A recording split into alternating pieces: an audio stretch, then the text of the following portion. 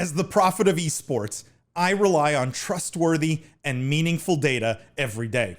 Data from our research partner YouGov offers the most complete view of esports fans and gamers in the world, providing context to who they are, what they think, the brands they buy, and things they do. YouGov's connected insights and research services inform strategy at every level. If you're a team, a brand, agency, or rights holder, you should be talking with YouGov. Their partners measure and maximize ROI and are telling compelling stories with data. Visit yougov.com/gaming-esports to learn more. But I kind of want to do a new segment because we sort of do it every week.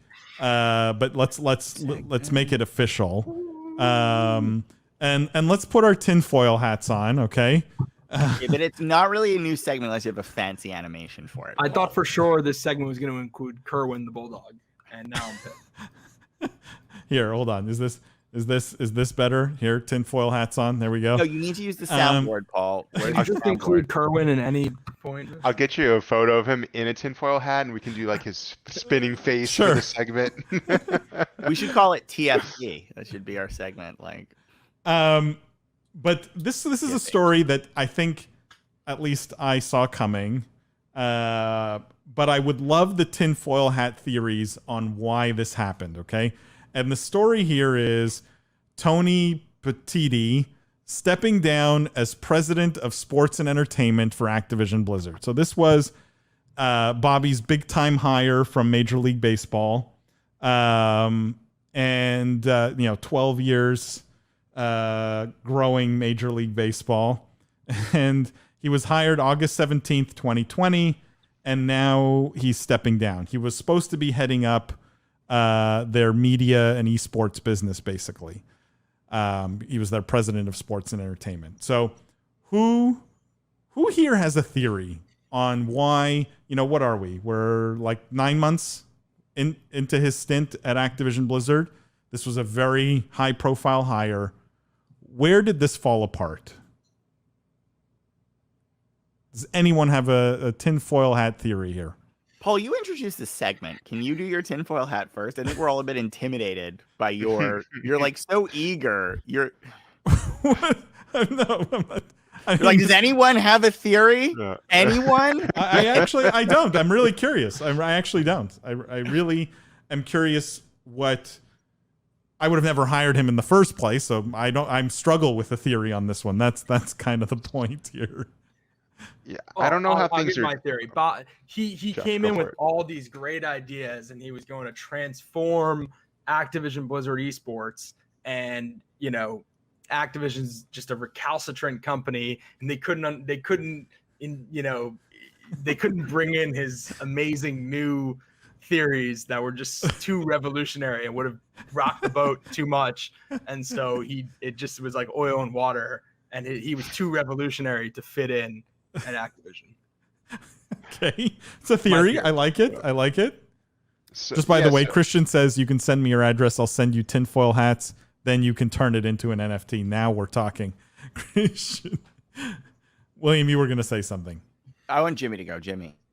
I appreciate it, William. Thank you. I don't really know how things are done at this high of a level, behind the scenes. I would imagine there's a lot of discussion before any new initiative is launched. There's a lot of data collected and research to decide on whether or not that's what they're going to do. It seems like 9 months perhaps is too short for anything that Tony Petitti would have done to have come to fruition by now.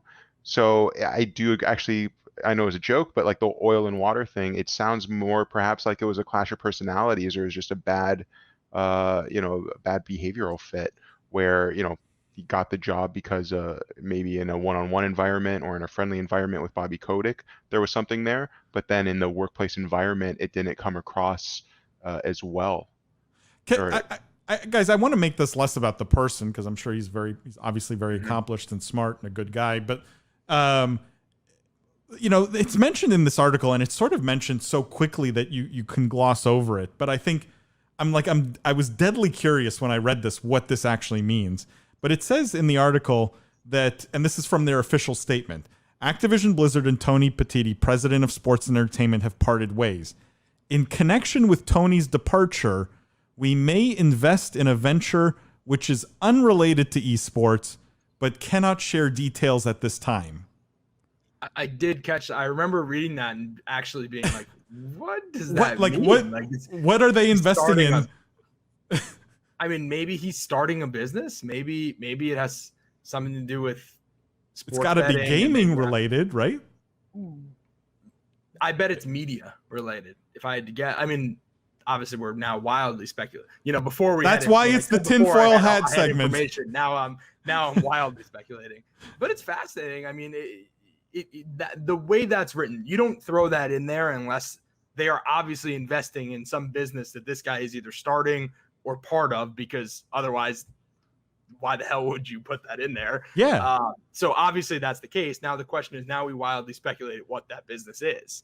I don't know. Maybe it's a new baseball video game, right? There's not that many baseball video games out there. Maybe Activision's investing in a new studio that's building baseball video games. But maybe it's a media business. Right?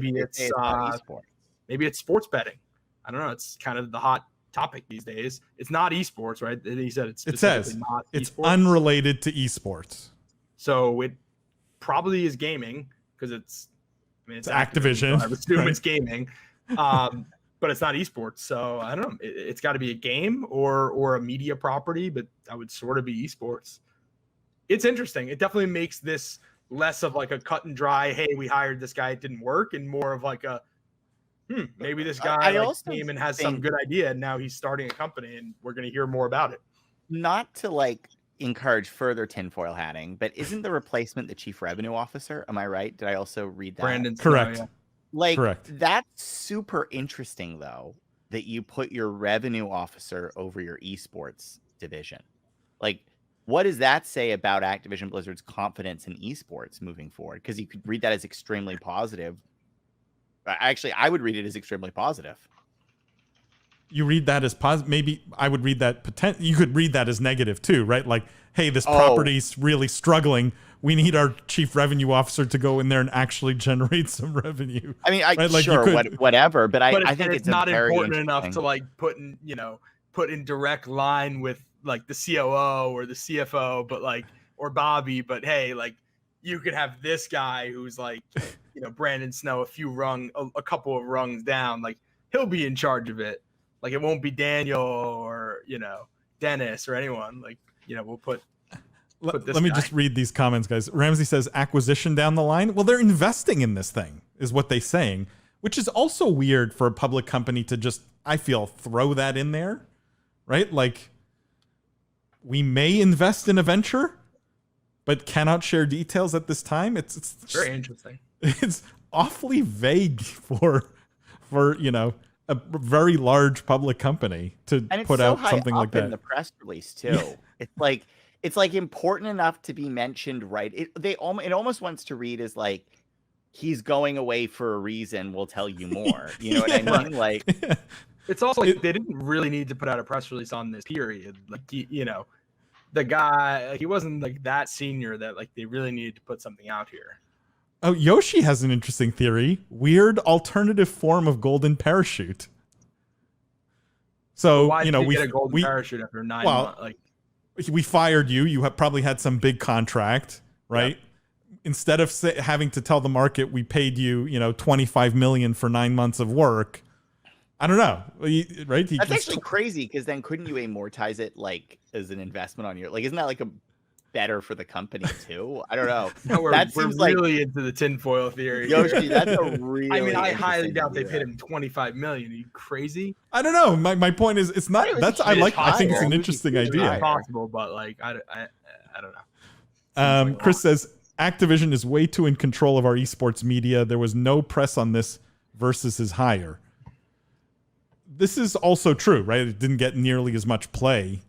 Is this the state? Is this Activision being in control of our esports media, that they can sort of pump up a story if they want to, or make a story go away if they really want to? I mean, they didn't have to put out any press release for this, really. I don't think, right? There's definitely no legal obligation to go put out a press release. I don't know. Does anyone see this as like they were suppressing this news? I mean, Chris, this is definitely a situation that they suppressed more obviously, which was the Adderall situation. That went away so fast. I agree. Like for anyone who's watching who's not familiar with what Chris is referring to, like a bunch of Call of Duty pros basically admitted that they all take Adderall to improve their performance, or took Adderall. And that seemed to have been shut down pretty quickly. They made that go away quite effectively, but that could just be a good PR department also, right? Like, I don't know if it was anything purposely nefarious. Look at how the Hugh story was shut down. I don't know if that's the same as the Adderall one, Chris. I don't know that specifically. No other tinfoil hats theories here before we move on. I mean, what's your theory, Paul? I don't know if we ever got that. I honestly didn't have one. Like, I was kind of excited to hear what you guys thought. Again, I never believed that he should have been hired in the first place. It always felt like a mismatch.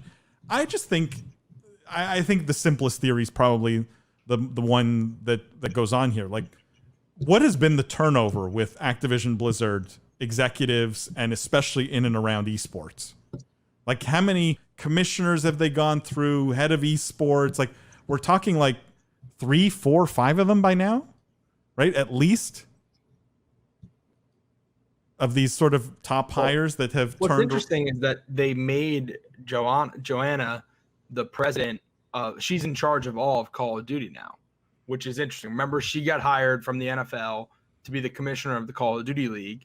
Then they got rid of, I forget his name, from the Overwatch League. Was it Nate, or maybe it was the guy after Nate? Yeah. I think it was actually. But Nate there was someone quit. after Nate. Nate quit, and then it was the guy, I forget his name. He left or got put to a different part of the company, and they put Joanna in charge, because I remember you guys covered it extensively on the podcast. They put her in charge of both leagues, which, like, at the time, the thought was, well, that seems like a lot of responsibility for one person who's just getting into the gaming space, who's not that familiar with this brand or this business. Turns out she must have either done a really good job or is very good at playing the internal politics, because she's now in charge of the entire Call of Duty franchise. To be fair, for someone who's never been in gaming, the franchise leagues have not done well. So, like, there's an absolute measure of performance there that's not good. But I think in general, the leadership on the esports side at Activision Blizzard has been confused. The messaging is confusing. The strategy's probably not clear. And my guess, a guy like Tony went in assuming he was going to be able to make changes or push things in a way that he wanted, and probably walked into a bigger mess than he thought might otherwise have been there, and just wanted no part of it. Would be my guess if I had to give my tinfoil hat theory. I just think there's so much turnover there that the problem must be on the Activision Blizzard side. But don't know. Interesting to see how that pans out. I can't wait to find out what they're investing in. Like, clearly they believe in him. So like, I'm really curious what this venture is that they're investing in.